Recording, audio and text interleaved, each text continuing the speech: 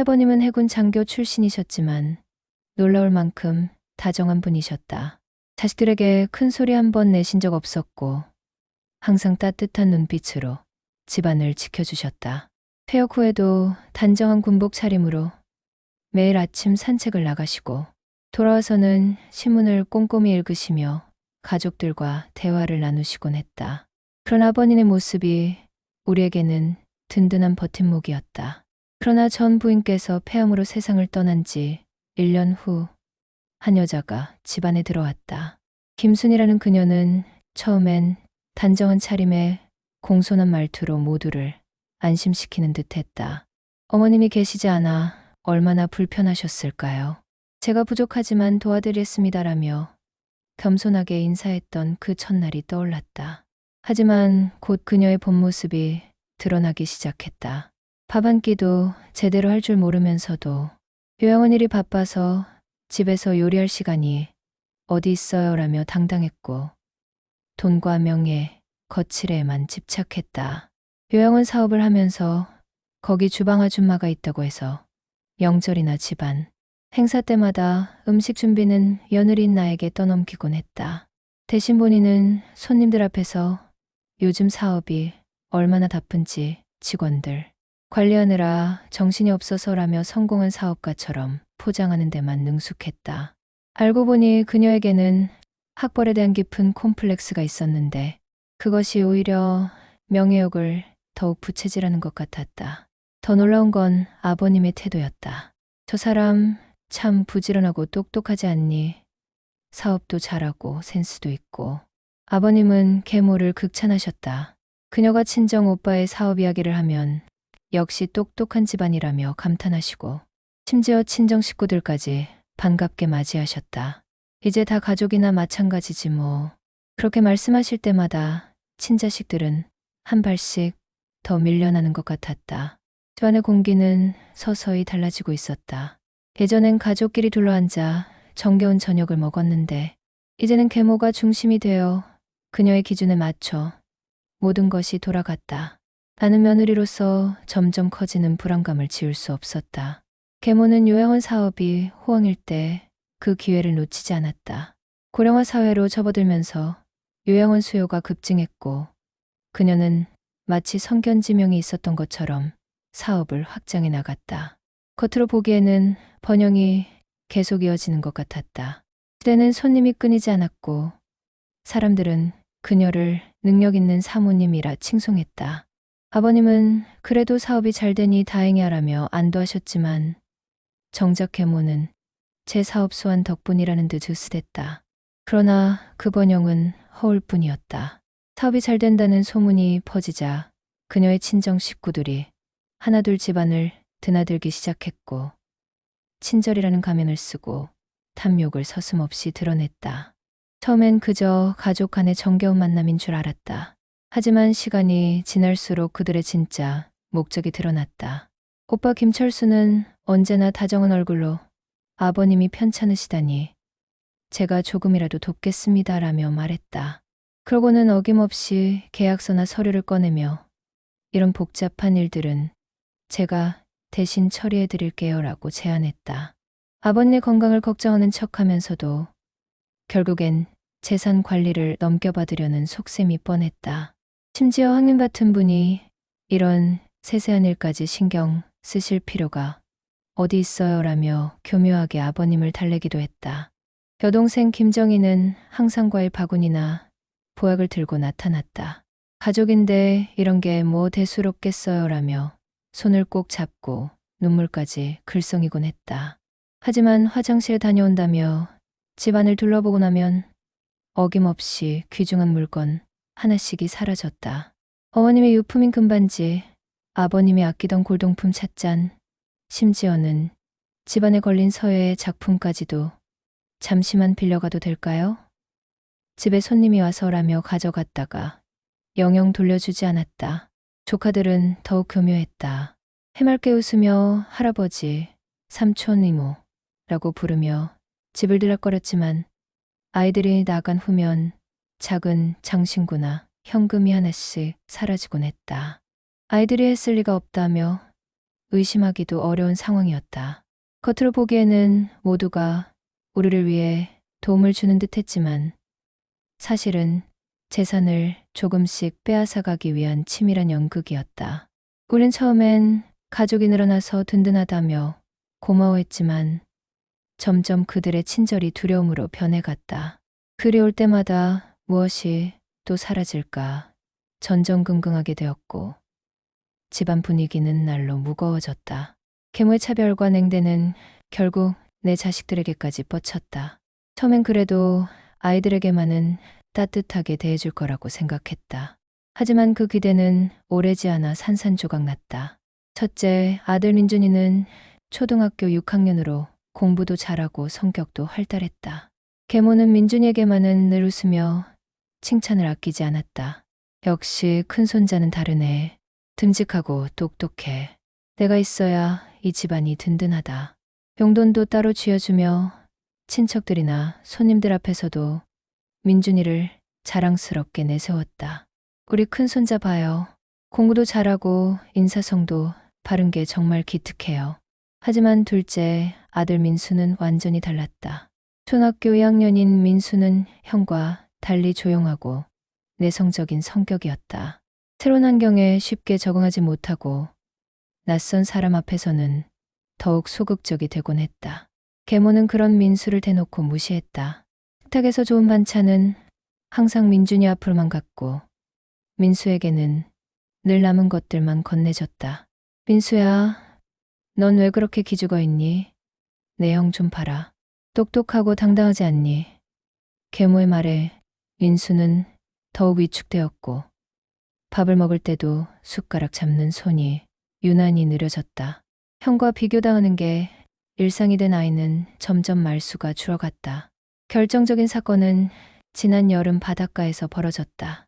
가족이 당일치기로 동해안에 놀러 갔는데 남편과 민준이가 화장실에 간 사이 민수만 계모와 함께 백사장에 남게 되었다. 평소 말을 걸기 어려워하던 민수가 그날따라 용기를 내어 말을 걸었다. 할머니, 파도가 정말 높네요. 무섭기도 하고 신기하기도 해요. 아이는 계모와 대화를 나누고 싶어 했다. 다른 아이들처럼 할머니와 정겨운 시간을 보내고 싶었던 것이다. 하지만 계모는 민수를 쳐다보지도 않았다. 마치 아이가 거기 없는 것처럼 단 한마디 대답도 하지 않고 바다만 바라보고 있었다. 파도 소리만이 그 차가운 침묵을 메워줄 뿐이었다. 민수는 몇 번 더 말을 걸어보려 했지만 계모는 끝까지 무시로 일관했다. 아이는 점점 작아지더니 결국 모래를 만지작거리며 혼자만의 시간을 보낼 수밖에 없었다. 그 모습을 멀리서 지켜본 내 가슴은 찢어지는 것 같았다. 집으로 돌아온 그날 밤 민수가 내 침실로 와서 조용히 말했다. 엄마, 나 이제 알 것 같아. 할머니는 나를 정말 싫어하시는 거 맞죠? 아이의 목소리에는 이해할 수 없는 슬픔이 묻어 있었다. 그 순간 내 심장은 철렁 내려앉았다. 어린아이조차 계모의 차별과 냉대를 정확히 꿰뚫어 본 것이다. 아이가 그런 상처를 받으면서도 나에게는 당당하게 말할 수 있을 만큼 성숙해졌다는 사실이 오히려 더 마음 아팠다. 내가 아이들을 지켜주지 못하고 있다는 죄책감이 밀려왔다. 세월은 아무도 피해가지 못하는 잔인한 법칙이었다. 그토록 건강하고 당당하셨던 아버님이 점점 힘을 잃어가기 시작했다. 처음에는 작은 변화들이었다. 아침에 신문을 읽으실 때 손이 미세하게 떨리시더니 평소에 단정하게 쓰시던 글씨가 조금씩 흔들리기 시작했다. 매일 하시던 산책도 예전보다 느려지셨고 계단을 오르내리실 때 난간을 꼭 잡고 계셨다. 그냥 나이가 드니까 그런 거겠지라고 우리는 스스로를 달랬다. 하지만 증상은 점점 심해졌다. 젓가락질이 어려워지셨고 단추를 채우는 것조차 힘들어 하셨다. 결국 병원에서 받은 진단은 파킨슨병이었다. 의사는 초기 단계이긴 하지만 진행성 질환이라 점차 악화될 수 있습니다라고 설명했다. 아버님은 진단 결과를 듣고도 의연하셨다. 괜찮다. 나이 들면 다들 어디 한 군데씩은 아픈 법이지. 별거 아니야. 그런 아버님의 모습이 오히려 더 안타까웠다. 하지만 실제로는 괜찮지 않았다. 약을 드시기 시작하면서 부작용도 나타났고 예전처럼 활기찬 모습을 찾기 어려워졌다. 그런 상황에서도 아버님은 끝까지 계모를 의심하지 않으셨다. 오히려 더욱 그녀를 감싸고 도셨다. 순이는 이제 내 어머니가 된 사람이다. 내가 이런 몸이 되었으니 얼마나 힘들겠니. 너희들이 도와줘야 한다. 그거는 저 사람 혼자서 요양원 사업도 하고 나까지 돌봐야 하니 얼마나 고생이 많겠니라며 오히려 계모를 걱정하셨다. 그 말씀들이 친자식들의 가슴에는 예리한 모처럼 박혔다. 아버님의 병이 진행될수록 집안 분위기는 더욱 무거워졌다. 계모는 겉으로는 아버님을 돌보는 척했지만 실제로는 병수발의 대부분을 우리에게 떠넘겼다. 요양원 일이 너무 바빠서 집에 있을 시간이 없어요. 며느리가 있으니까 다행이네요라며 당당하게 말했다. 그 무렵 시형제들은 하나둘씩 해외로 떠나기 시작했다. 큰형은 이 집에는 더 이상 우리가 설 자리가 없다. 그 사람 얼굴조차 보기 싫어 견딜 수가 없다며 미국 이민을 결정했다. 둘째 형님네도 미국으로 떠나면서 아버지, 일은 미안하지만 저 여자와 같은 공간에서 숨 쉬고 싶지 않다고 솔직하게 말씀하셨다. 사실 일부 형제들은 계모가 들어오기 전부터 이민을 계획하고 있었다. 하지만 계모와의 갈등이 그 결심을 더욱 확고하게 만들었다.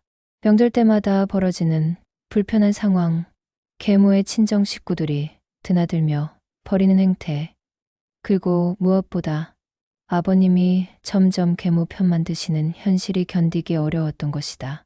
차라리 멀리 떨어져서 아버지를 그리워하며 사는 게 낫겠어라며 미국으로 떠나셨다. 결국 한국에 남은 건 남편과 나뿐이었다. 아버니의 곁을 지키는 마지막 버팀목이 된 것이다. 때로는 원망스러웠지만 그래도 누군가는 아버님 곁에 있어야 한다는 생각에 우리는 자리를 지켰다. 하지만 그 무게는 날이 갈수록 더욱 무거워져만 갔다.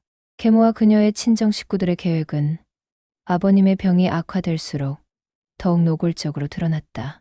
처음에는 아버님 치료비가 많이 들어서라며 집과 농장을 조금씩 처분하기 시작했다.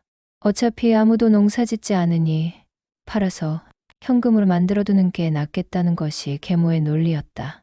아버님은 파킨슨병 때문에 판단력이 흐려진 상태에서도 계모의 말을 믿으셨다. 순이가 알아서 잘해줄 거야. 내 병 때문에 고생이 많구나라며 오히려 미안해하셨다. 그렇게 하나둘씩 아버님 명의의 재산들이 계모와 그 친정 식구들 명의로 넘어갔다. 김철수 오빠는 형님이 계약서 같은 복잡한 걸 보기 힘드시니 제가 대신 처리해드릴게요라며 각종 서류 작업을 도맡았다. 나중에 알고 보니 이 농장은 그의 아들 명의로, 집 일부는 김정희 여동생 명의로 넘어가 있었다. 심지어 아버님의 예금 계좌까지 계모가 공동 명의로 만들어 놓은 상태였다.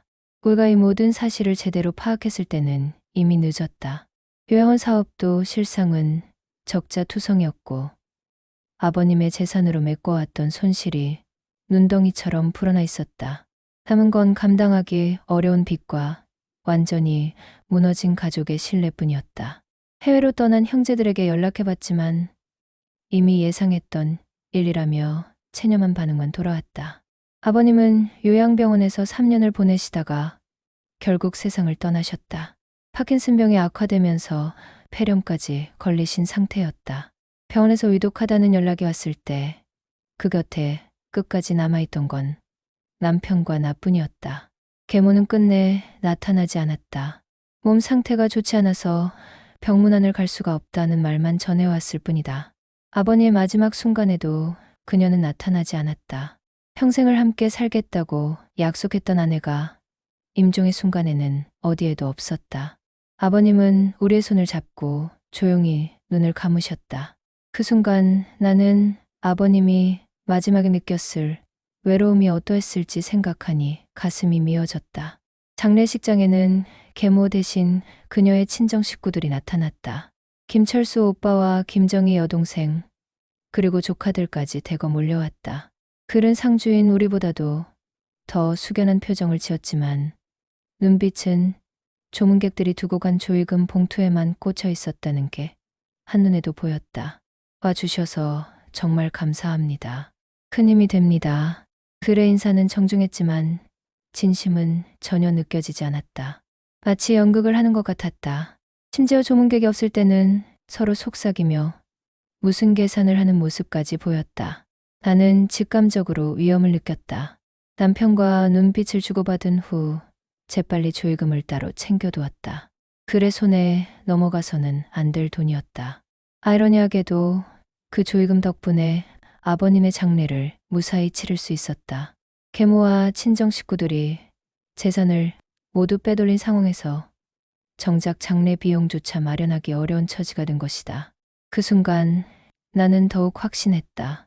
이 집안을 좀먹고 무너뜨린 것은 계모 혼자가 아니라 그녀의 친정 식구들 모두가 한패가 되어 벌인 치밀한 계획이었다는 것을.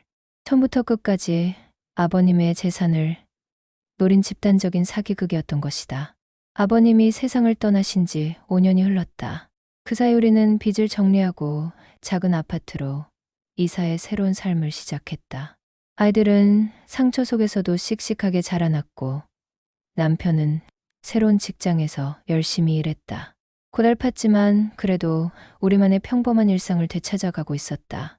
그런데 지난 봄 계모의 친정에서 충격적인 소식이 전해졌다. 계모가 치매에 걸렸다는 것이었다. 김철수 오빠가 전화로 형수님, 순이가 요즘 많이 이상해졌어요.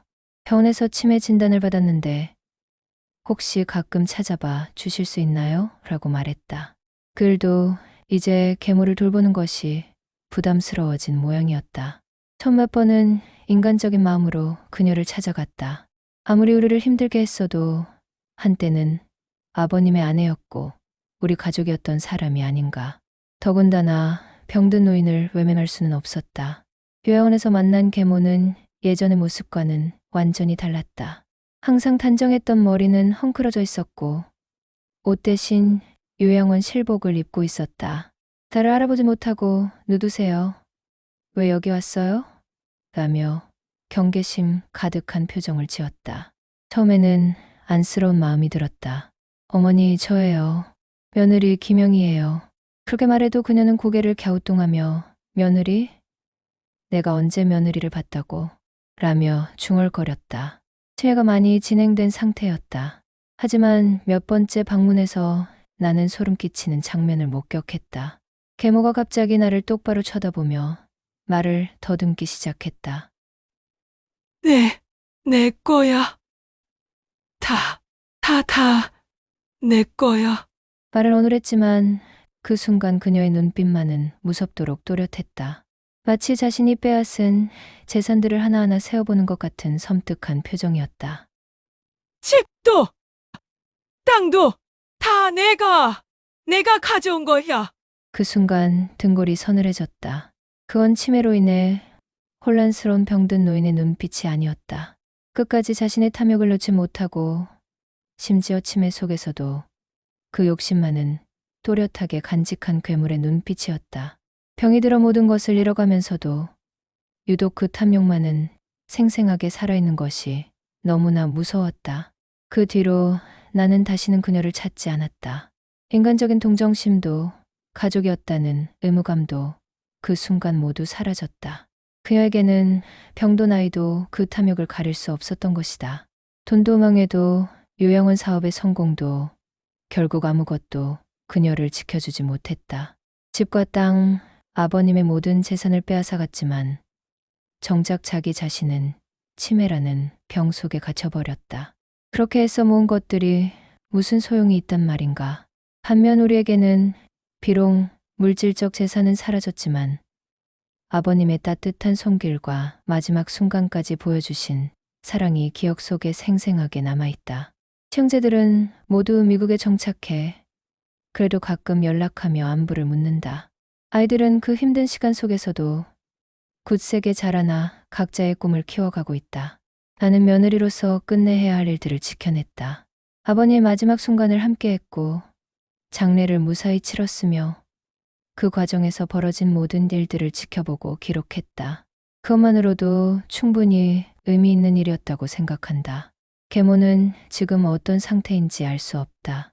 살아있는지 세상을 떠났는지조차 모르지만 그것이 중요하지도 않다. 하지만 나는 확실히 안다.